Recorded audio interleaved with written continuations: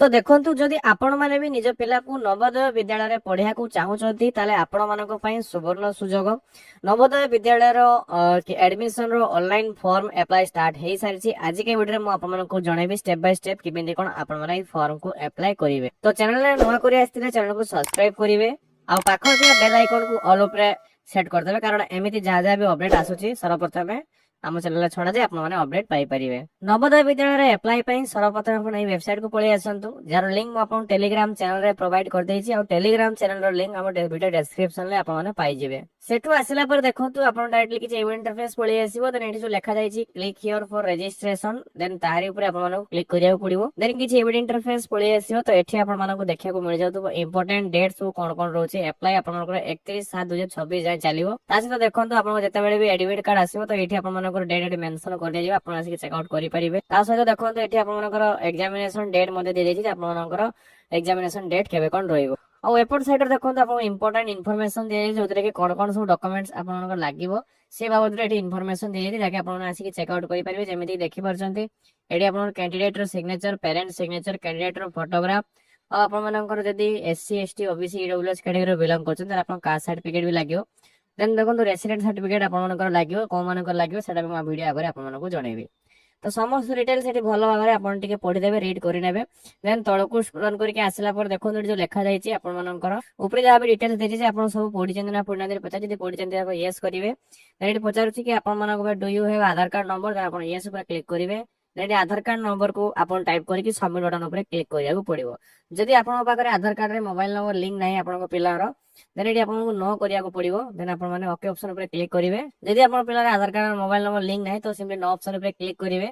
Then एठी आपको कौन करिया पड़ो रेसिडेंट सर्टिफिकेट देखो लिखा जाए रेसिडेंट सर्टिफिकेट अपलोड करिया पड़ो। रेसिडेंट सर्टिफिकेट कहार अपलोड करेंगे ये देखो लिखा जाए आपंकर पेरेंट्स रे देले भी हम कि कैंडिडेट रो भी जहाँ अप्लाई कर तार देले भी हम। देन तार रेसिडेंट सर्टिफिकेट ये आपको अपलोड करिया पड़ो। देन आप सबमिट ऑप्शन उपर क्लिक करेंगे। देखो ये आप जहाँ भी रेसिडेंट सर्टिफिकेट अपलोड करछंती जेमिति कि मु कहली कि आपनकर गार्डियन रो हेले भी हबो नले आपनकर जो रहउछि जो कैंडिडेट रे अप्लाई करछन ताले हेरे भी हबो। हेने तार साइज देखंतु 50 रु 300 के भीतर थिया दरकार और जेपीजी फॉर्मेट रे आपनकर थिया दरकार। देन एटा अपलोड कर देबे।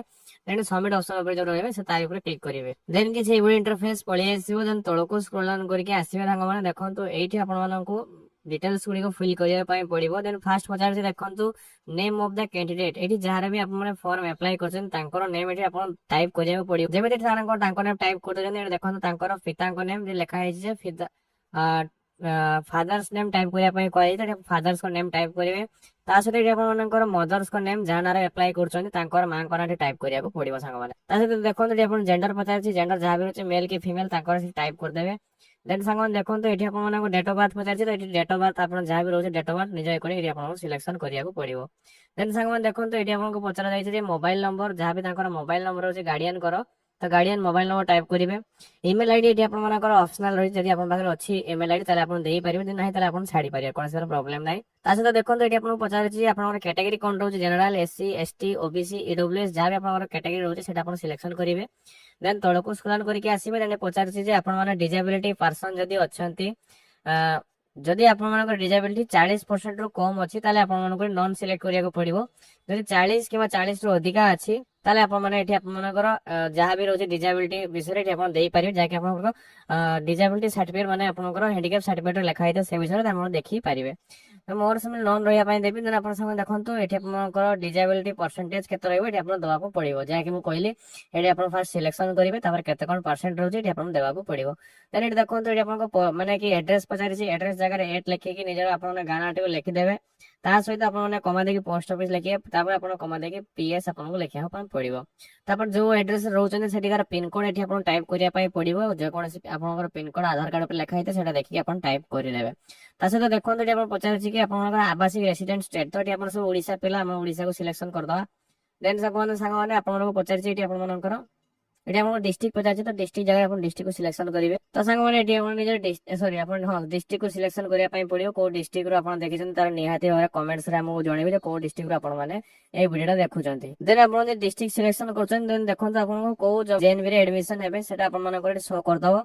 देन तळको आसीबे एठी अपन रेसिडेंशियल ब्लॉक कोन रोज ब्लॉक अपन देबा को पड़िबो। जदि अपन माने एनआईओएस रो स्टूडेंट हेइथिबे जार अप्लाई करछंती अपन ତ ଏଠି ଆପଣ ୟେସ୍ କରିବେ, ଅଦରୱାଇଜ नो ଅପସନ ଉପରେ କ୍ଲିକ୍ କରିବେ।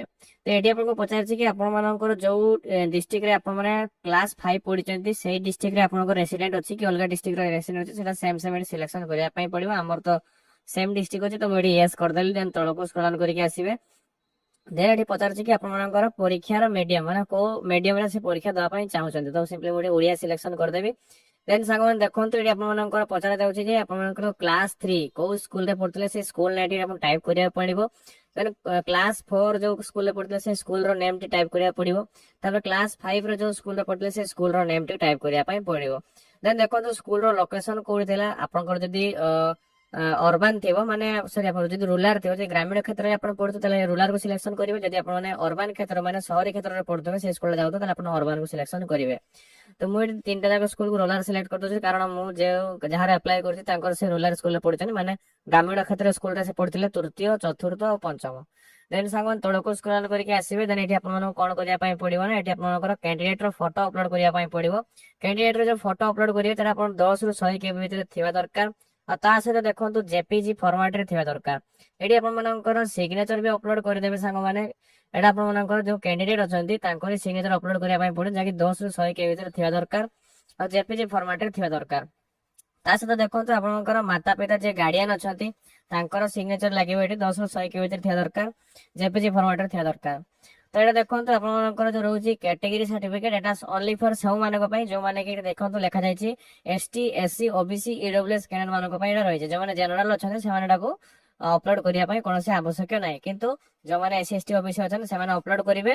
ତା ସହିତ ଦେଖନ୍ତୁ ଏଠି ଆପଣମାନଙ୍କର 50 ରୁ 300 KB ଭିତରେ ଥିବା ଦରକାର, ଏଟା ଜେପିଜି ଫର୍ମାଟରେ ହେଇଥିବା ନିହାତି ଆବଶ୍ୟକ। ତ ଅପଲୋଡ କରିସାରିଲା ପରେ ଏଠି ଆପଣମାନେ ଦେଖନ୍ତୁ ପ୍ରିଭ୍ୟୁ ଉପରେ କ୍ଲିକ୍ କରିବେ। ଯେମିତି ଆପଣ ପ୍ରିଭ୍ୟୁ ଅପସନ ଉପରେ କ୍ଲିକ୍ କରୁଛନ୍ତି ତ ଏଠି ଆମ ସମସ୍ତ ଡିଟେଲ୍ସ ଯାହା ବି ଆପଣ ଦେଇଛନ୍ତି ସମସ୍ତ ଡିଟେଲ୍ସ ଏଠି ଆପଣଙ୍କର ପ୍ରିଭ୍ୟୁ ହେଇଯିବ। ଦେନ୍ ସବୁ ଭଲସେ ଚେକ୍ ଆଉଟ୍ କରିକି ତଳକୁ ସ୍କ୍ରୋଲ ଡାଉନ୍ କରିକି ଆସି ଏଠି ଆପଣମାନଙ୍କର ସମସ୍ତ ଡିଟେଲ୍ସ ଦେଖାଯାଉଥିବ। ଏଠି କ୍ଲିକ୍ କରିକି ତାକୁ ଏଡିଟ ମଧ୍ୟ ଆପଣମାନେ କରିପାରିବେ। ଯଦି ସବୁ ଠିକ୍ ଅଛି ତାହେଲେ ଫାଇନାଲ ସବମିଟ ଅପସନ ଉପରେ ଡାଇରେକ୍ଟଲି କ୍ଲିକ୍ କରିବେ। ଦେନ୍ ସାଙ୍ଗମାନେ କିଛି ଇଣ୍ଟରଫେସ ପଳେଇ ଆସିବ। ଦେଖନ୍ତୁ congratulation, click here to print your registration form. ଆପଣଙ୍କ ଆପ୍ଲିକେସନ ନମ୍ବର ସେ ରେଜିଷ୍ଟ୍ରେସନ ନମ୍ବର ଏଠି ଆପଣଙ୍କୁ ଶୋ କରୁଥିବ। ତ ଏହିପରି ଭାବରେ ଆପଣମାନେ ନବୋଦୟ ବିଦ୍ୟାଳୟର ଅନଲାଇନ ଫର୍ମ ଆପ୍ଲାଏ କରିପାରିବେ। ଆଶା କରିବେ ଆପଣମାନଙ୍କୁ ଭିଡିଓଟା ଭଲ ଲାଗିଥିବ। ତ ଯଦି ବି ଆପଣଙ୍କୁ ଭିଡିଓଟି ଭଲ ଲାଗିଥିବ ନିହାତି ଭାବରେ ଭିଡିଓକୁ ଲାଇକ୍ କରିକି ସାଙ୍ଗସାଥି ସେୟାର କରିବା ପାଇଁ ଭୁଲିବେ ନାହିଁ। ଦେଖା ହବ ନେକ୍ସଟ ଭିଡିଓ। ଧନ୍ୟବାଦ। ଜୟ ହିନ୍ଦ, ଜୟ ଭାରତ। ଆଉ ଆପଣ ସେଇମାନଙ୍କୁ ସେୟାର କରିଦିଅନ୍ତୁ ଯୋଉମାନେ ନବୋଦୟ ବିଦ୍ୟାଳୟରେ ଆଡମିସନ ଚାହୁଁଛନ୍ତି ଆଉ ତାଙ୍କର ଆଡମିସନ ଫର୍ମ ଅନଲାଇନ ଆପ୍ଲାଏ କରିବାକୁ ଚାହୁଁଛନ୍ତି, ନିହାତି ଭାବରେ ସେଇଠି ତାଙ୍କୁ ସେୟାର କରିଦିଅନ୍ତୁ।